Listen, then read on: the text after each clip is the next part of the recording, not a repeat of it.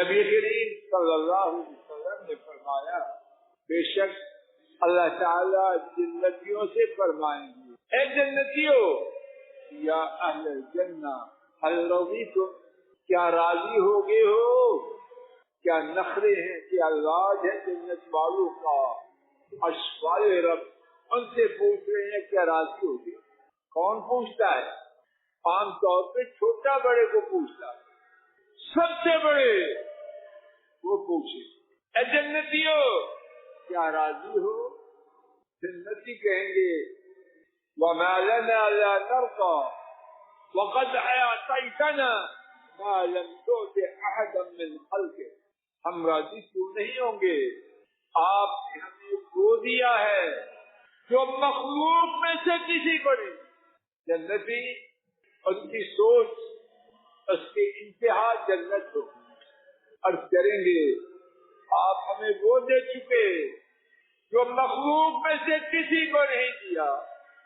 اللہ تعالیٰ خود فرمائیں گے هل تؤتیکم افضل من ذلک کیا میں تمہیں اس سے بھی زیادہ فضیلت والی، اس سے بھی زیادہ شان والی چیز نہ دوں؟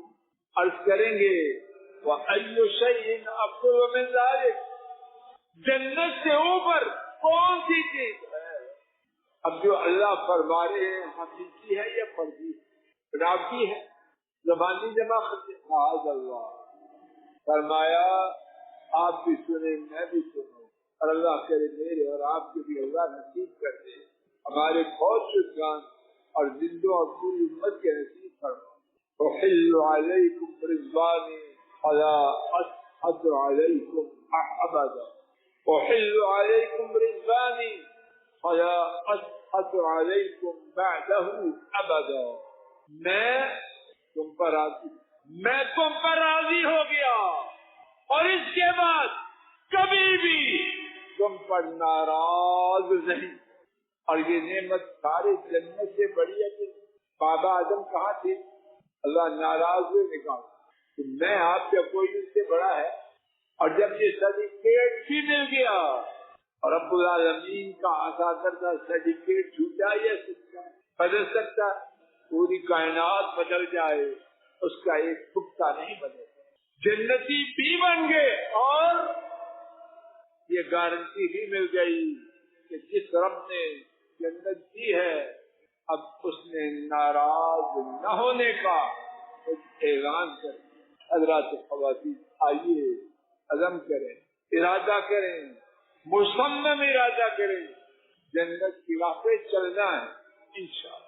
اس راہ میں جو دشواری ہوگی خواہشات کو توڑیں گے، جذبات کو کچلیں گے، اللہ کی غلامی میں آئیں گے اور انشاءاللہ جنت کی راہ سے نہیں ہٹنا، نہیں ہٹنا، نہیں ہٹنا۔ اللہ ہمیں اس سے زندہ رکھے، کسی بھی موت آئے اور جان نکلتے ہی ہماری روح اپنے فضل و کرم سے اپنی جنتوں میں پہنچائے اور روز قیامت جب اٹھائے جائیں تو ہمارے باقی جسم بھی اللہ تعالیٰ جنتوں میں پہنچا دے۔ وآخر دعوانا ان الحمد للہ رب العالمین۔